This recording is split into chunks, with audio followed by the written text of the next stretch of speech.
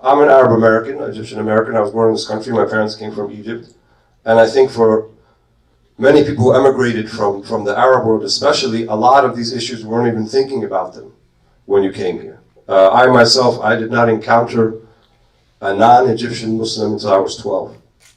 I mean, we were kind of just in our little circle. I wasn't even aware that non-Egyptians could be Muslims. I was quite surprised when other Arabs even were Muslims besides Egyptians.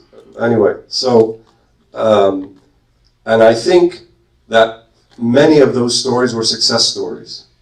And then we have this thing like, well, if we were successful and we're not like exactly white like everybody else, then how come our African American brothers are not the same way?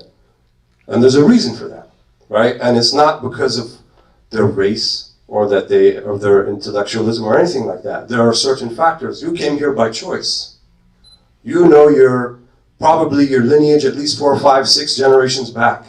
And you know where you came from. Ask our African American brothers where they came from.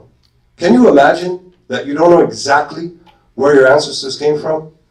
Can you imagine that you came here, your ancestors came here in chains? Can you imagine the effect that has on it? Has any of us ever walked down the street and then people lock their cars as they're walking down? Has any of us walked into a mall and then the security guard starts following us around? Some of us, yeah. Since when? 9/11 maybe, or more recently. But before that, we didn't have those issues. Now we're beginning to feel it a little bit. But our brothers here have been feeling it forever. And worse. So the moral of the story is, even though the census says Arabs are white, we're never going to be white. We're never going to be white. We're never going to be consumed into the white culture. They're never going to accept us as white. The Germans did it, the Italians did it, the Poles did it, the Jews did it. But guess what? If your skin color is not right, it's not going to happen. And if your name is Muhammad or Ali or Fatima or Mustafa or Zainab, we can't anglicize that good enough, right? We can't be Mark Greenberg. Our name doesn't work like that. No, seriously, that's where we're at. And so we have much to learn from our brothers here. They've been at it a long time.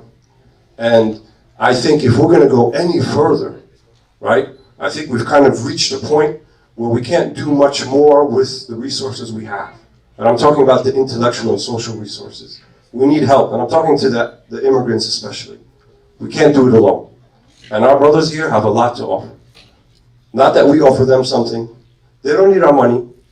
They don't need us to fund things, but we need to collaborate, right? We need to live together. We need to think about issues together. We need not to dismiss their issues. And we need to think about these things together. Allah.